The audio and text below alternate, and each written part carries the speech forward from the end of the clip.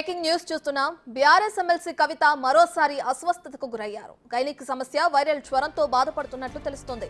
డాక్టర్ల సిఫార్సు మేరకు వైద్య పరీక్షల నిమిత్తం ఆమెను తీహార్ జైలు అధికారులు ఎయిమ్స్ ఆసుపత్రికి తీసుకొచ్చారు. కాసేపటి క్రితం కవితకు వైద్య పరీక్షలు నిర్వహించినట్లు సమాచారం అందుతుంది.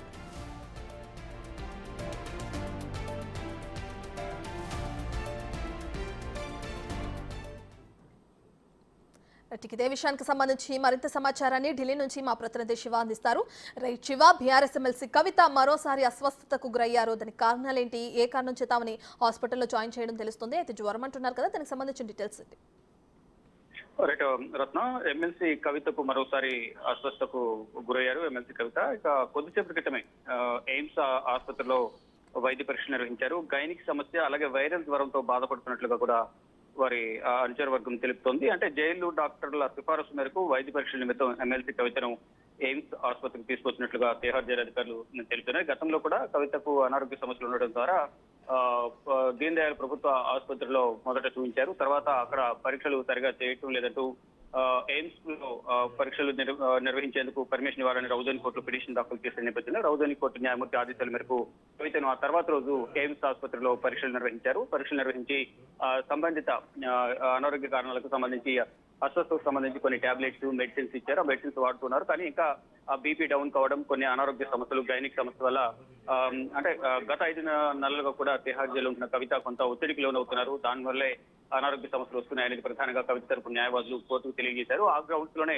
హెల్త్ గ్రౌండ్స్ లో కూడా కవితకు బెయిల్ మంజూరు చేయాలని పలుమార్లు ఇటు ట్రయల్ కోర్టులో, ఢిల్లీ హైకోర్టులో పిటిషన్ దాఖలు చేసినప్పటికీ ఈ 2 కోర్టులు కూడా కవితకు బెయిల్ పిటిషన్ పరిశీలించారు. రీసెంట్ గా సుప్రీంకోర్టులో పిటిషన్ దాఖలు చేసిన నేపథ్యంలో తదుపరి విచారణ వాయిదా వేశారు. నెక్స్ట్ వీక్ కవితకు సంబంధించిన బెయిల్ పిటిషన్ విచారణ జరగబోతుంది. దీంట్లో కూడా హెల్త్ గ్రౌండ్స్ సంబంధించి కూడా పిటిషన్ వేసిన నేపథ్యంలో దానికి సంబంధించి కూడా విచారణ కొనసాగే అవకాశం ఉంది. మొత్తం చూస్తుంటే కవితను ఢిల్లీ లిక్కర్ పాలసీ కేసులో ఈడీ మార్చి 15న, అలాగే సిబిఐ కేసులో ఏప్రిల్ 11న 2 దర్యాప్తు సంస్థలు అరెస్ట్ చేశాయి. ప్రజెంట్ తిహార్ జైల్లో ఉన్నారు. గత కొంతకాలం కాలంగా కవిత అనారోగ్య సమస్యలతో ఇబ్బంది పడుతున్నారు. దానికి సంబంధించి ట్రీట్మెంట్ కూడా తీసుకుంటూ ఉన్నారు. కానీ ఇప్పుడు ఆ సమస్య ఎక్కువ అవుతున్న నేపథ్యంలోనే ఈ రోజు ఎయిమ్స్ ఆసుపత్రికి తీసుకొచ్చి తిహార్ జైలు అధికారులు పరీక్షలు చేయించిన అనంతరం తిరిగి మళ్ళీ తిహార్ జైలుకు తీసుకెళ్లినట్లుగా తెలుస్తోంది. రత్న, రైట్ శివ, మీరు చెప్పినట్లుగానే అటు గైనిక్ సమస్య, వైరల్ జ్వరంతో బాధపడుతున్నట్లు తెలుస్తుంది. అయితే దానికి సంబంధించి మరి కుటుంబ సభ్యులు కలిసే అంటే వెళ్ళి చూసే అవకాశం ఏమైనా ఉందంటారా?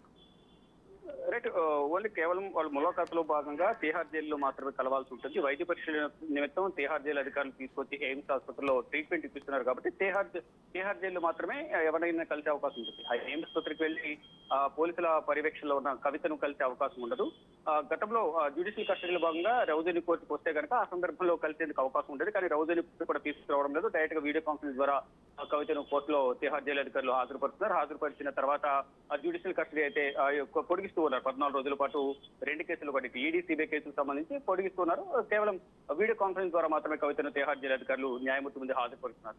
ఒకవేళ కుటుంబ సభ్యులు ఎవరైనా చూడాలన్నా వెళ్లి మాత్రం ఇటు ములాఖాతులో భాగంగా తిహార్ జైలుకు వెళ్లి అక్కడ వెళ్లి కలవాల్సింది తప్ప ఎయిమ్స్ ఆసుపత్రికి వెళ్లి కలిసే అవకాశం ఉంది. ఒకవేళ సీరియస్ కండిషన్ అయితే ఆ సందర్భంలో అది కూడా కోర్టు పర్మిషన్ తోనే కుటుంబ సభ్యులు కలిసే అవకాశం అయితే ఉంటుంది. ప్రస్తుతం అనారోగ్య సమస్యల వల్ల ట్రీట్మెంట్ తీసుకున్నారు.